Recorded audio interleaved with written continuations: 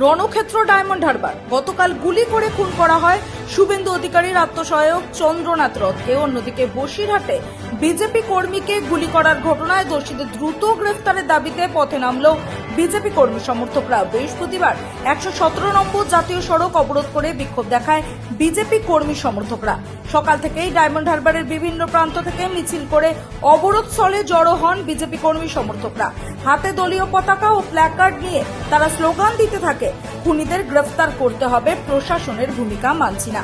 বিক্ষোভকারীদের অভিযোগ, আত্মসহায়ক ও বিজেপি কর্মীর খুনের ঘটনায় মূল অভিযুক্তদের আড়াল করার চেষ্টা চলছে।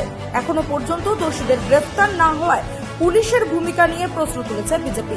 অবরোধের জেরে 117 নম্বর জাতীয় সড়কের দুই দিকেই দীর্ঘ যানজটের সৃষ্টি হয়। চরম সমস্যায় পড়েন অফিস যাত্রী, স্কুল পড়ুয়া ও সাধারণ মানুষেরা। পরিস্থিতি সামাল দিতে ঘটনাস্থলে নামানো হয় বিশাল পুলিশ বাহিনী। পুলিশ আধিকারিকরা বিক্ষোভকারীদের সঙ্গে কথা বলে অবরোধ তোলার চেষ্টা করেন। পরে পুলিশের আশ্বাসে অবরোধ তুলে নিলেও বিজেপির হুঁশিয়ারি, অভিযুক্তরা দ্রুত গ্রেপ্তার না হলে আগামী দিনে আরো বড় আন্দোলনে নামবেন তারা। অন্যদিকে বিজেপির সমস্ত অভিযোগ অস্বীকার করে রাজনৈতিক উদ্দেশ্য প্রণোদিত বিক্ষোভ বলেই দাবি করছে তৃণমূল কংগ্রেস।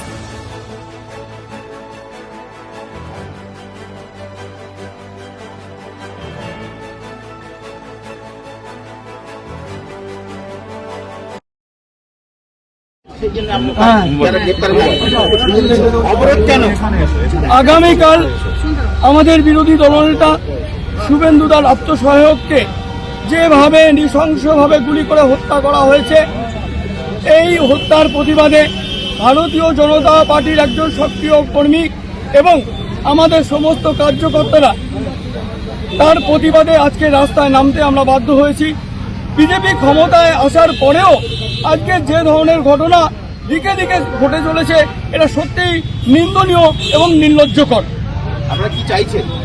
অবিলম্বে সেই সমস্ত দোষীদের দৃষ্টান্তমূলক শাস্তির দাবি করছি এবং আজকের যারা বর্তমানে স্বঘোষিত বিজেপির কর্মী বলে পরিচয় দিয়ে দিকে দিকে যে সন্ত্রাস সৃষ্টি করছে, মানুষকে মারধর করছে, ভাঙচুর করছে, অত্যাচার করছে, তাদেরকে অবিলম্বে গ্রেপ্তার করে তাদেরকে দৃষ্টান্তমূলক শাস্তি দিতে হবে এবং সমাজকে আমরা যেভাবে সুন্দর এবং পশ্চিমবঙ্গ যেভাবে সুজলা সুফলা হয়ে উঠেছে, সবাই শান্তিতে বসবাস করতে পারে, সেই পরিবেশ প্রশাসনকে নির্মাণ করতে হবে, তার আবেদন রাখি। শুভজিৎ। Bureau report.